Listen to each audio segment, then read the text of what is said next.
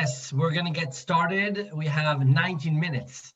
So, good morning, everybody, and good afternoon, good night. Thank you for attending today. Well, I'm just letting in a few more people. Janice, I'm making you an admin so you can admit people, okay? Perfect.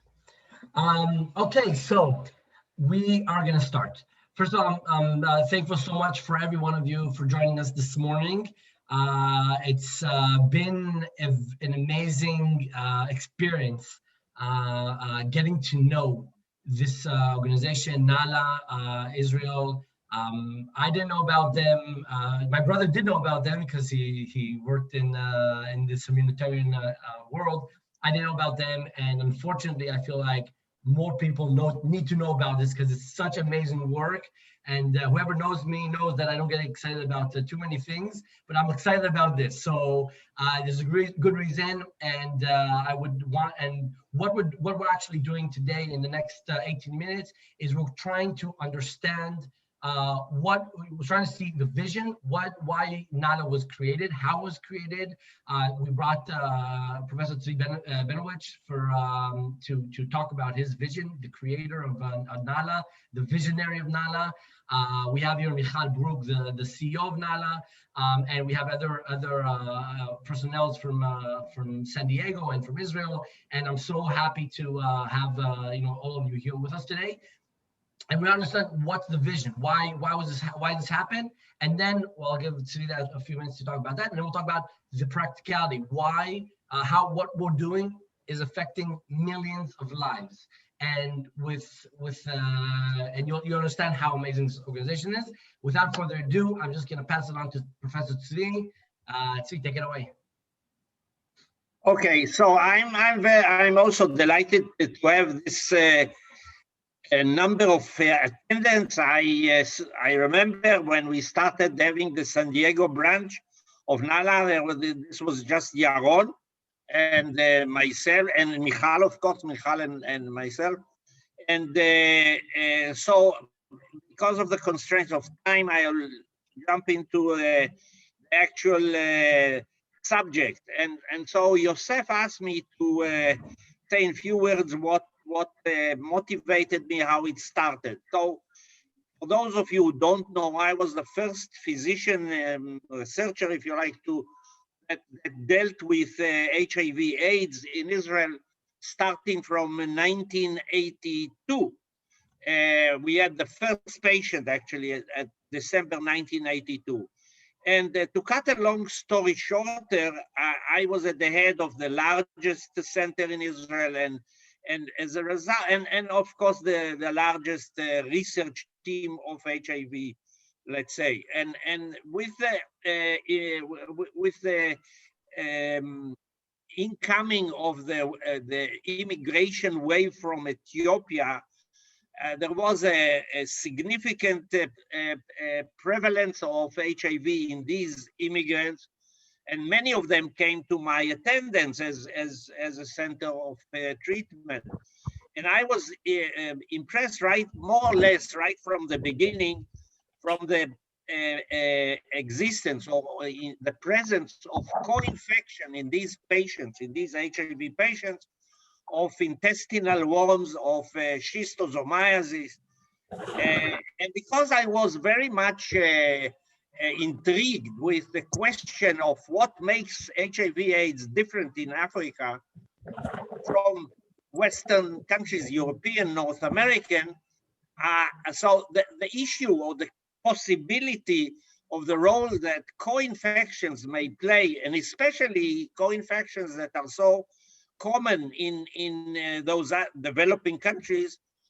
So we went into, without going too much into the details, we spent quite some time, not too much, but quite early on, to investigate the question whether the immune system of the immigrants who had only intestinal worms and did not have HIV was different, or has something unique about it.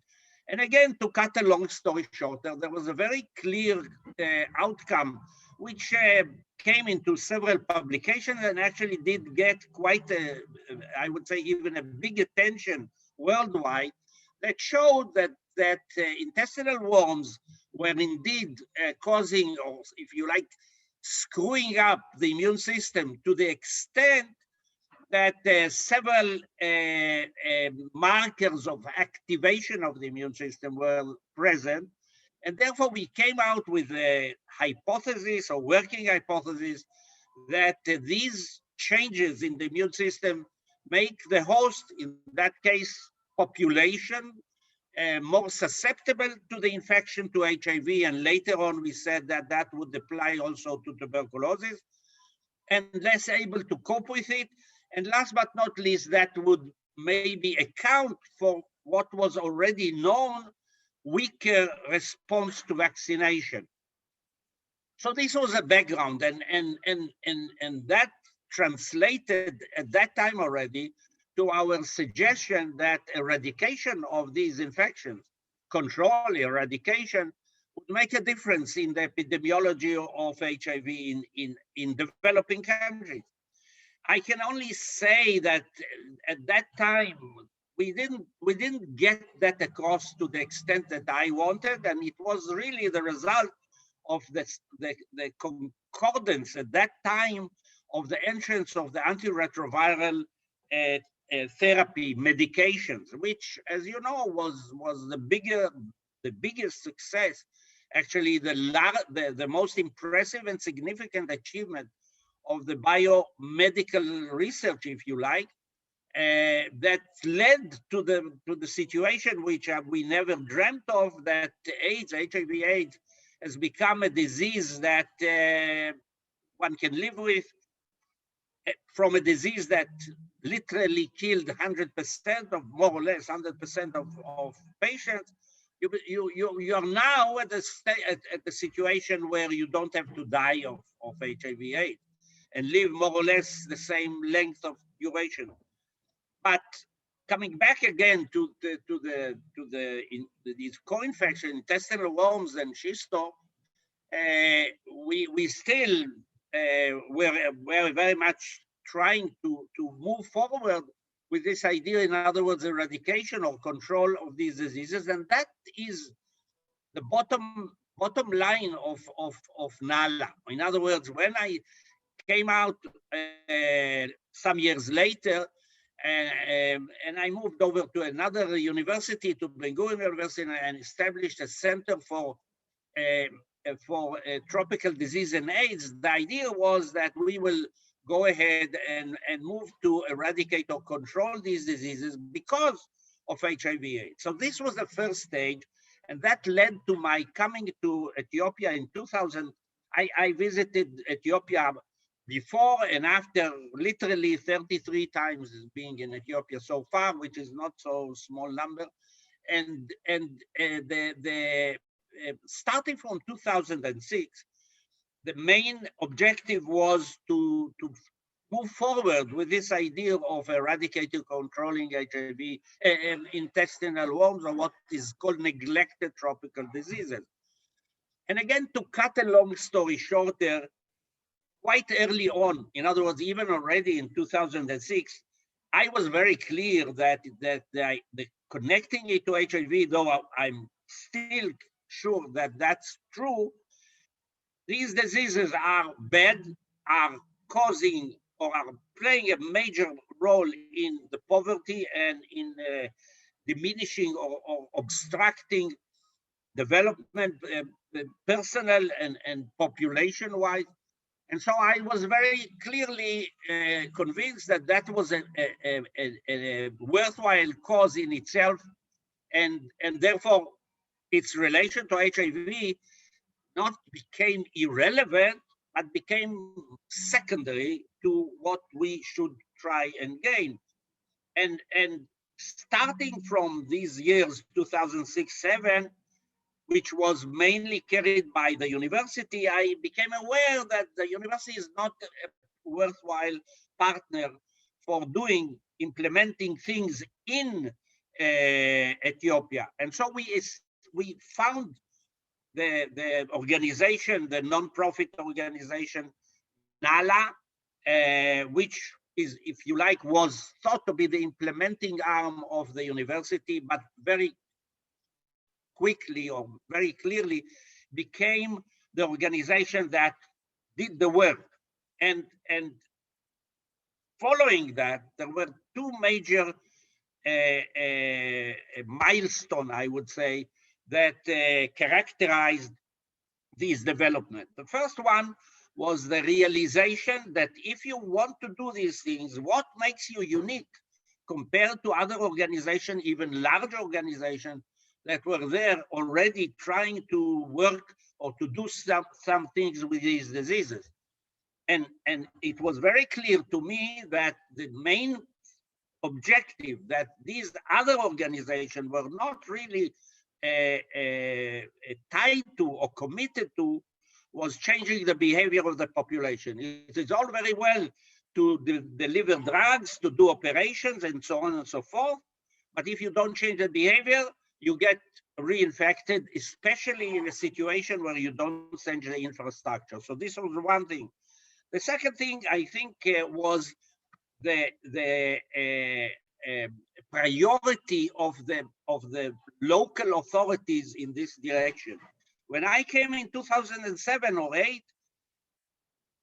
NTD were not in any way a priority for the Ministry of Health. And that changed. In other words, in 2012 and 13, the Federal Ministry of Health changed and saw finally that these diseases are worthwhile and indeed are true objective for health, for promoting health, for the development of the country. And so taking these two elements, our organization, starting from very simple and with students and with volunteers, was ready to grow. And here came the last thing that I want to mention. Michal Bruch became the CEO of the organization. And from that point on, we grew significantly. So significantly meaning that the basic concept remained, but the growth translated into means, into financial support and adoption of our scheme by the Federal Ministry of Health became a reality. And now, because of constraint of time, if you look again, all right, you asked me, okay, I told you in a very brief way, I'm looking at my watch, so another minute, to say that the vision is that we have developed a model that really makes a difference. And our achievements have proved that. In other words, it worked. It is effective, and it is mainly based on the idea the community is responsible, and we help the community to achieve what it wants. But if you ask me all right, so what are you looking for or dreaming about? I would tell you that I think that what we have done in Ethiopia, we can translate it into the whole Ethiopia. This is 110 million. It's not a small story, and these diseases are more or less 40% of prevalence. And secondly, you can really eradicate, and we spoke about it today, trachoma. It's part of the neglected tropical disease. It's an achievable goal to really achieve that in that. And what I sort of want you to feel part of is that we, as a Jewish, but as an international, a universal organization, are really making a difference. We are not just controlling or helping 10 people or 100 or 1,000. We are helping millions. So this is a very significant goal, but it is achievable despite the fact that we are small. So this is, in a way, a realization of Tikkun Olam in a very realistic and possible way. So I am very proud and happy that you think that you want to be part of it. it is a privilege to be part of it. So feel privileged that you have the opportunity to do this. Thank you, Professor Zvi, and that is now acting as the president of the Nala Foundation in Israel. I didn't introduce myself because I'm assuming a lot of you know who I am. I'm Yosef Kandiati. I'm the president of Nala USA that just started a few months ago, and I'm so happy to be here. So in the 4 minutes that are left, I want to talk about why we're here. Nala USA was basically founded a few, I think officially less than 2 months ago, but over half a year ago during the pandemic, in order to do three things. First of all, get people to know about this amazing work. If you don't understand what we're doing, at the end of the day, we're teaching people how to live a healthy life. Who knows? We know so well today how important it is to have clean water, to be in a high hygiene, and understand and take care of that.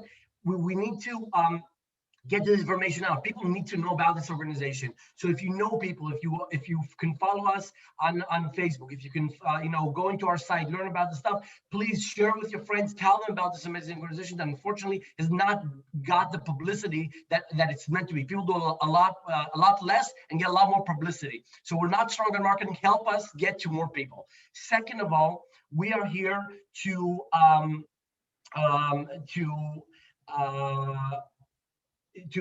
basically get you involved in trying to, if you have time, trying to get involved in Nala USA, getting help in any ways. Like every person can help us, or in marketing, or in fundraising, or in some way to help us get this organization more on course, and like in Nala USA. And of course, we're working on fundraising and making sure that the money, the small amount of money that we raise, goes a long way. I did want to share with you, Janice, if you could make me a host, I would appreciate it. I want to share with you more or less what we've done over the last few months. But thank you so much.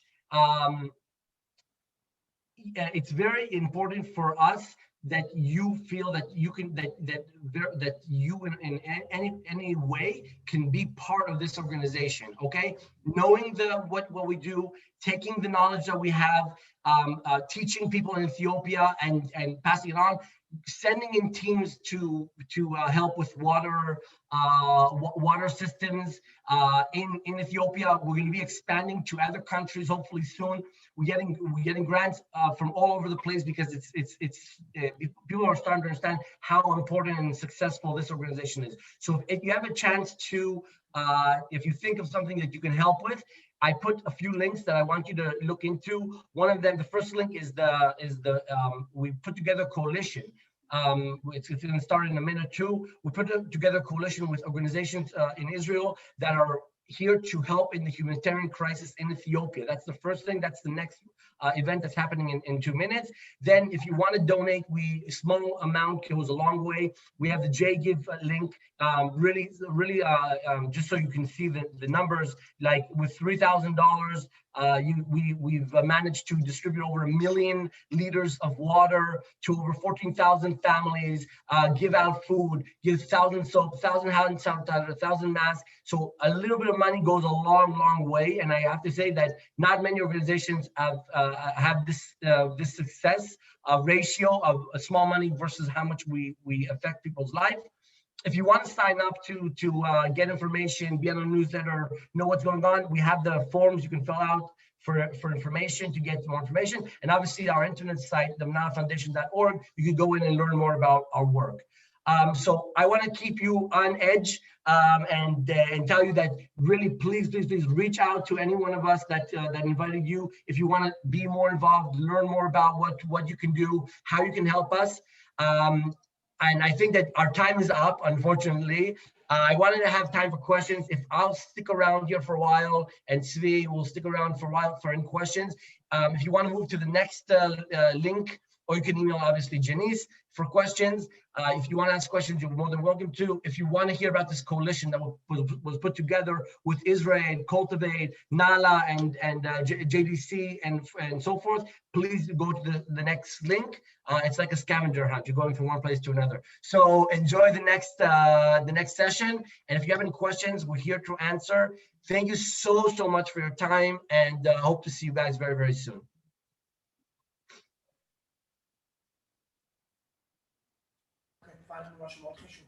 Thank you so much. Thank you, Michal, for all your amazing work you're doing in Nala and in Ethiopia and on the grounds, and just amazing. So it's such a pleasure working with you.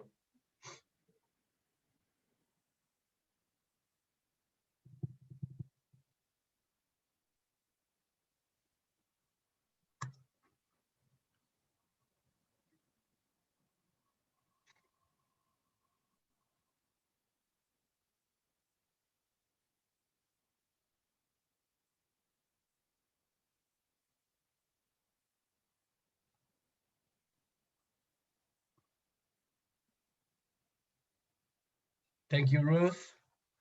Thank you, Shanti.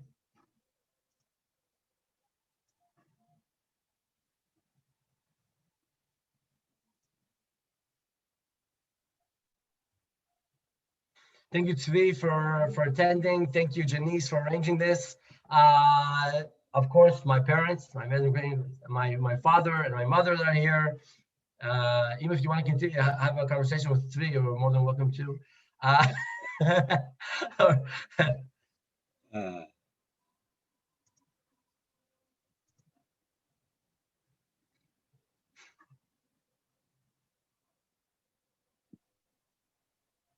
Okay, I'm going to move on to the Olam Zoom. Guys, again, really, you're amazing for your work, for everything you're doing, and I'm so happy that all these people attended, and we're gonna, slowly but surely, we're getting the word out. Take care, guys. Okay. Toda rabah. Bye bye.